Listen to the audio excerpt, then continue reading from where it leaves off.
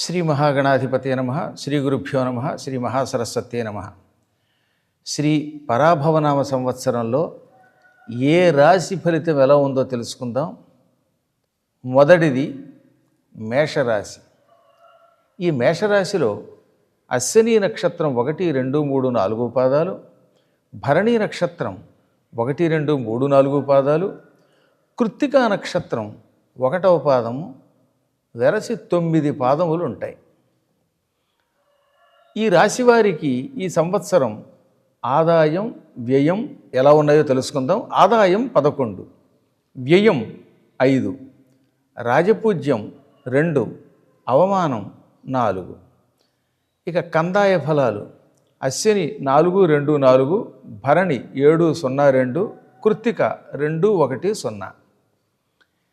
ఈ సంవత్సరం వీరి రాశి ఫలితాలు ఎలా ఉన్నాయో తెలుసుకుందాం. గురుగ్రహం మేషరాశి వారికి రేపు జూన్ వరకు లోహమూర్తిగా ఉంటాడు. దీనివల్ల డబ్బు బాగా ఖర్చు అయిపోతూ ఉంటుంది.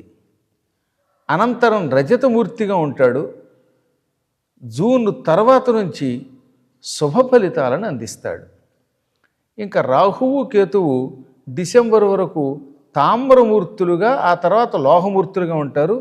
దీనివల్ల ఫలితం ఏమిటి అంటే పెద్దగా ఒడిదుడుకులు ఉండవు, అలాగని సంపద ఉండదు, సామాన్య ఫలాలు ఉంటాయి. ఈ రాశివారికి ఈ పరాభవనామ సంవత్సరంలో విద్యాయోగం బాగుంది. విద్యలో బాగా ఉన్నతిని పొందుతారు. హఠాత్తుగా వాహన యోగం వస్తుంది. ఈ సంవత్సరం వాళ్ళు ఇల్లు కట్టుకునే అవకాశం ఉన్నది. కొత్త వాహనాలు కొనుక్కోగలుగుతారు. ఇంకా ఉద్యోగం చేసే వాళ్ళకి పై అధికారుల వల్ల శుభ ఫలితాలు ఉంటాయి. కుటుంబ వాతావరణం అనుకూలంగా ఉంటుంది. ఇంట్లో ఉన్నంత వరకు మనశ్శాంతి ఉంటుంది. భార్యాభర్తల ఐకమత్యంతో కలిసి ఉంటారు. వైద్య వృత్తిలో ఉన్నటువంటి వాళ్ళకి ఉన్నత విద్యను పొందే అవకాశం ఎక్కువగా ఉంది. ఇక ఇప్పటికే డాక్టర్లుగా ప్రాక్టీసులో ఉన్న వాళ్ళకి మంచి ప్రోత్సాహం లభిస్తుంది. వాళ్ళు తలపెట్టిన కార్యక్రమాలు నిర్విఘ్నంగా సాగుతాయి. దీనివల్ల ఏమవుతున్నమాట, డాక్టర్లు పేషెంట్లకి వైద్యం చేస్తున్నప్పుడు పేషెంట్లు బాగుపడి వీరికి కీర్తి పెరుగుతుంది, ధనము పెరుగుతుంది, 10 మందికి ఉపయోగపడతారు. ఇక ఈ భూ సంబంధమైన వ్యాపారాలు చేసేవాళ్ళు ఉన్నారే, రియల్ ఎస్టేట్ వాళ్ళు అటువంటి వారికి ఈ సంవత్సరం చాలా లాభాలు ఉన్నాయి. కొత్తగా నిర్మాణాలు చేస్తారు, అమ్ముతారు, సంపాదిస్తారు. విద్యార్థులకి ఏ పరీక్షల్లోకి వెళ్ళినా, అందులో ముఖ్యంగా కాంపిటీటివ్ ఎగ్జామ్స్ ఉన్నాయే, అటువంటి వాటిల్లో అనుకూలత ఉన్నది. చక్కగా చదువుతారు, కష్టపడి పైకొస్తారు, శత్రుజయం కూడా కలుగుతుంది. మంచి ఆలోచనలు చేస్తారు, చురుగ్గా ఉంటారు. ఎక్కువ మందికి ఈ రాశివారికి విదేశాలలో ఉన్నవారికి ఉద్యోగంలో స్థిరత్వం ఉంది. విదేశంలో నివాస యోగం ఉన్నది, సుస్థిర స్థానం ఉన్నది. ఇక వృత్తి విషయాల్లో విదేశీయులతో సంబంధాలు పెరుగుతాయి. వీరిని నమ్మేవాళ్ళు, వీరు ఇతరులను నమ్మేవాళ్ళు కూడా పెరుగుతారు. వ్యాపారాభివృద్ధి ఉంది.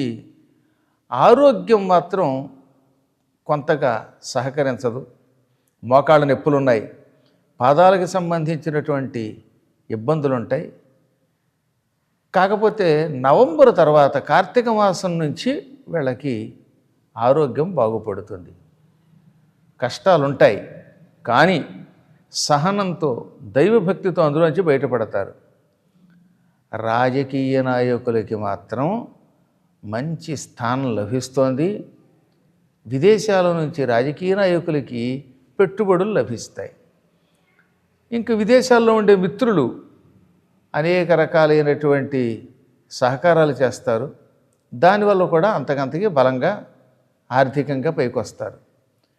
శివుణ్ణి ఆరాధించటం వల్ల, శివ అభిషేకం చేయటం వల్ల, హనుమంతుణ్ణి పూజించటం వల్ల, శ్రీ వెంకటేశ్వరుణ్ణి పూజించటం వల్ల వీరికి ఎక్కువ లాభాలు ఉన్నాయి. వీలున్నంత వరకు సోమవారం శివారాధన చెయ్యండి.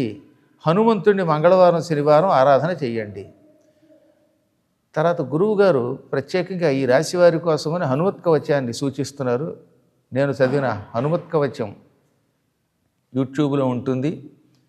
మంగళ శనివారాల్లో తప్పక వినండి. రోజు వినగలిగితే మంచిది, ఎన్నో లాభాలు వస్తాయి. వీరి అదృష్ట సంఖ్య 9, ఆదివారం, సోమవారం, గురువారం కలిసి వస్తాయి. ఇంకా మాస ఫలితాలు తెలుసుకుందాం. మార్చిలో ఆస్తులు ఎక్కువగా ఖర్చు అయిపోతాయి, ఆర్థికంగా కొంచెం ఇబ్బంది ఉంటుంది. ఏప్రిల్లో సంపాదన బాగుంటుంది, భోగభాగ్యాలు బాగుంటాయి, స్త్రీ మూలంగా అభివృద్ధి కలుగుతుంది, వృత్తి వ్యాపారాల్లో అనుకూలంగా ఉంటుంది. మే నెలలో అధికారాలలో అభివృద్ధి ఉంటుంది, ధనం అభివృద్ధి అవుతుంది, గౌరవం లభిస్తుంది. సంతానం వల్ల మాత్రం ఇబ్బంది కలుగుతుంది. సంతానం వల్ల ఇబ్బంది కలుగుతుంది కనుక జాగ్రత్తగా ఉండండి. వ్యాపారాలు మాత్రం కలిసి వస్తాయి. ఇంకా జూన్లో అనవసరంగా ఇతరులతో విభేదాలు వస్తాయి, ఆందోళన కలుగుతుంది, పరపేడు ఉంటుంది, పట్టుదలతో కార్యాన్ని సాధించుకోగలుగుతారు. ఇంకా జూలైలో మానసిక ప్రశాంతత ఉంటుంది, ఉద్యోగ ప్రయత్నాలు అనుకూలిస్తాయి, అనారోగ్యం మాత్రం ఎక్కువగా వచ్చే అవకాశం ఉంది. ఆ సమయంలో జూలై నెలలో సూర్య భగవానుడిని ప్రార్థిస్తే ఈ అనారోగ్యం నుంచి బయటపడతారు. ఇంకా ఆగస్టులో వైద్య సహాయం అవసరం అవుతుంది, డబ్బులు బాగా ఖర్చు అవుతాయి. కాకపోతే అదృష్టం ఏంటంటే సంతానం వల్ల మాత్రం పిల్లలు కలిగిన వాళ్ళకి, ఈ రాశిలో ఉన్న వాళ్ళకి పిల్లల వల్ల ఆనందం కలుగుతుంది, కుటుంబ వృద్ధి ఉంటుంది, భూలాభం ఉంటుంది. సెప్టెంబర్లో మాసారంభంలో మంచి విందులు వినోదాలతో కూడిన కార్యక్రమాలు నిర్వహిస్తారు. కాకపోతే ఖర్చు కూడా అలాగే ఉంటుంది. అక్టోబర్లో ధన వ్యయం, శత్రువులు మిత్రులు అవుతారు, ధనయోగం కూడా కలుగుతుంది క్రమంగా. ఇంకా నవంబర్లో వీరన్నమాట చెల్లుతుంది, సంతాన వృద్ధి ఉంటుంది.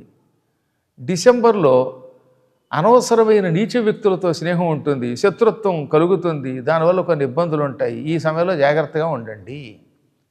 జనవరి నెలలో శత్రువులు పెరుగుతున్నారు. శత్రువులు పెరిగినప్పుడల్లా హనుమత్ కవచం చదువుకోండి. భార్యాభర్తల మధ్యలో విభేదాలు ఉంటాయి, వృత్తి ఉద్యోగాలు మాత్రం బాగానే ఉంటాయి. ఫిబ్రవరిలో విద్యాభివృద్ధి ఉంది, గృహయోగం ఉంది, ఆభరణాలు అవి కొంటారు, కుటుంబ వృద్ధి ఉంటుంది. మార్చి, ఏప్రిల్ ఎక్కువగా బాగుంటాయి, వీళ్ళకి శుభప్రదంగా ఉంటుంది. ఇది 2027లోకి వచ్చేస్తాం కనుక ఆ కాలంలో ధనం వ్యయం అవుతుంది, కానీ తగిన ధనం కూడా వస్తూ ఉంటుంది, సుఖంగానే ఉంటుంది. ఏది ఏమైనా ఈ సంవత్సరం వీళ్ళు హనుమత్ కవచ పారాయణ చేసుకోవడం చాలా మంచిది.